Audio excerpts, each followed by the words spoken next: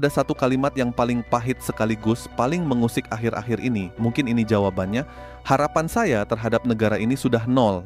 Kalimat itu bukan datang dari orang yang sedang marah atau kalah politik, melainkan dari seorang akademisi yang bertahun-tahun mengamati bagaimana sistem bekerja. Ucapan ini memicu perdebatan. Ada yang menyebutnya terlalu pesimis, ada yang menganggapnya berlebihan, tetapi tidak sedikit yang diam karena merasa ada benarnya. Lalu pertanyaannya, apa yang sebenarnya membuat seseorang sampai kehilangan harapan terhadap negaranya sendiri? Apakah masalahnya hanya pemimpin, atau justru sistem yang selama ini kita anggap normal?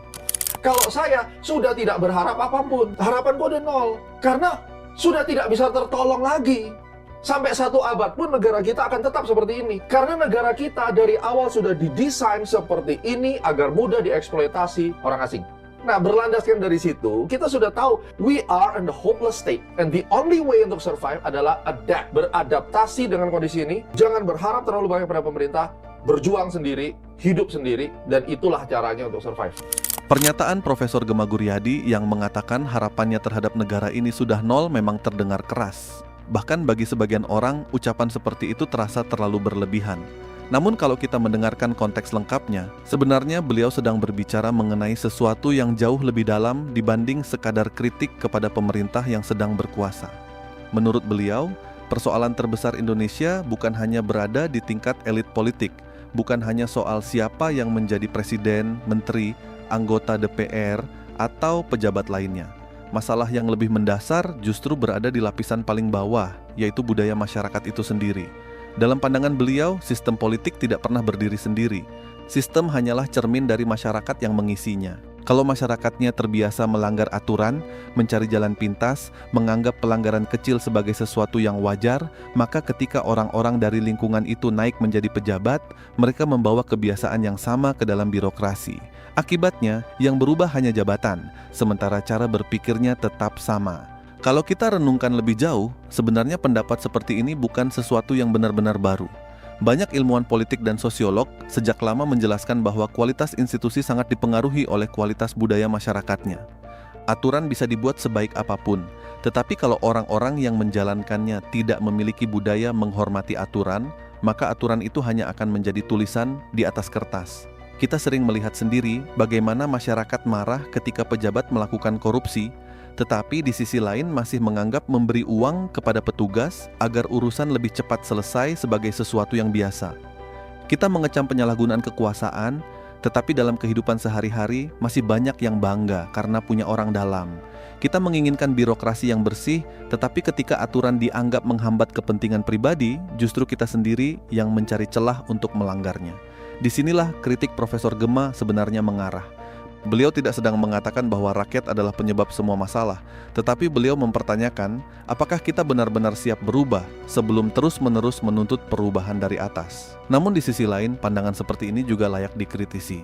Menyalahkan budaya masyarakat saja tentu tidak cukup, karena budaya juga dibentuk oleh sistem yang berjalan selama puluhan tahun.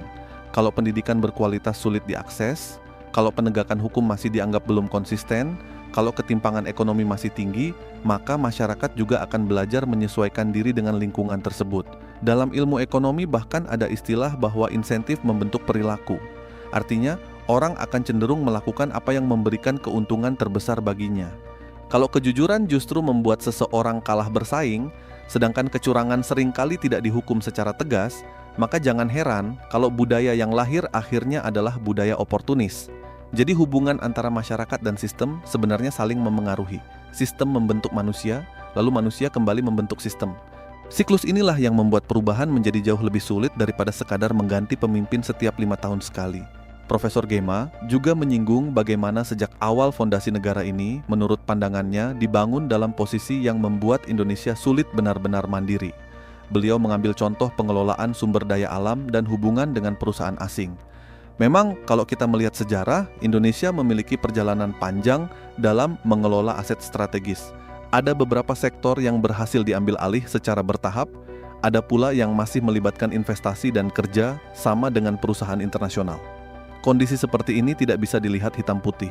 Di satu sisi, investasi asing memang sering dibutuhkan karena membawa modal, teknologi, dan akses pasar global. Namun di sisi lain, ketergantungan yang terlalu besar juga berpotensi mengurangi ruang gerak negara dalam mengambil keputusan. Disinilah perdebatan itu terus berlangsung sampai hari ini. Bukan sekadar soal siapa yang memiliki aset, tetapi siapa yang benar-benar mengendalikan arah kebijakan. Kalau kita melihat kondisi global saat ini, tantangan yang dihadapi Indonesia juga semakin kompleks. Persaingan ekonomi dunia semakin keras. Perang dagang, konflik geopolitik, perlambatan ekonomi di berbagai negara, perubahan iklim, sampai perkembangan kecerdasan buatan, membuat setiap negara dipaksa beradaptasi dengan cepat. Dalam situasi seperti ini, berharap semua persoalan selesai hanya dengan satu kebijakan jelas tidak realistis. Bahkan negara maju sekalipun sedang menghadapi tekanan yang tidak ringan. Karena itu, rasa kecewa terhadap pemerintah memang bisa dipahami, tetapi menggantungkan seluruh masa depan hidup kita kepada pemerintah juga bukan keputusan yang bijak. Inilah mengapa saran Profesor Gema yang paling menarik justru berada di bagian akhirnya, yaitu adapt to survive, beradaptasi untuk bertahan hidup. Kalimat ini terdengar sederhana, tetapi sebenarnya sangat relevan dengan kondisi sekarang. Dunia bergerak terlalu cepat untuk menunggu sistem berubah lebih dulu. Sementara kita masih berdebat soal siapa yang benar dan siapa yang salah, teknologi sudah mengubah cara orang bekerja. Lapangan pekerjaan berubah, persaingan semakin terbuka, orang yang mampu belajar lebih cepat akan bertahan, sedangkan yang hanya menunggu keadaan membaik seringkali justru tertinggal. Artinya, membangun kemampuan diri menjadi investasi yang jauh lebih masuk akal dibanding hanya berharap perubahan datang dari luar. Bukan berarti kita harus berhenti mengkritik pemerintah. Kritik tetap penting karena tanpa kritik, kekuasaan akan semakin sulit dikontrol. Tetapi kritik yang sehat juga harus diiringi dengan tanggung jawab memperbaiki diri. Jangan sampai kita menuntut integritas dari pejabat, sementara dalam kehidupan sehari-hari kita masih menganggap pelanggaran kecil sebagai hal biasa. Jangan sampai kita menginginkan negara maju, tetapi masih enggan disiplin terhadap aturan yang sederhana. Perubahan memang harus dimulai dari atas, tetapi juga harus tumbuh dari bawah. Dua-duanya tidak bisa dipisahkan. Mungkin inilah bagian yang paling sulit diterima. Kita sering berharap ada sosok penyelamat yang datang membawa perubahan besar. Seolah-olah setelah pemilu selesai, semua masalah akan hilang begitu saja. Padahal sejarah banyak negara menunjukkan bahwa pembangunan membutuhkan waktu panjang, konsistensi, dan perubahan budaya yang berlangsung lintas generasi. Tidak ada jalan pintas. Tidak ada tombol ajaib yang bisa menghapus semua persoalan dalam semalam. Jadi, apakah harapan terhadap negara ini benar-benar harus nol seperti yang dikatakan Profesor Gema? Jawabannya tentu kembali kepada sudut pandang masing-masing. Kita boleh tidak sepakat dengan kesimpulan beliau. Kita juga boleh menganggap pendapat itu terlalu pesimis. Tetapi ada satu hal yang sulit dibantah, yaitu perubahan memang tidak cukup hanya mengandalkan pergantian pemimpin.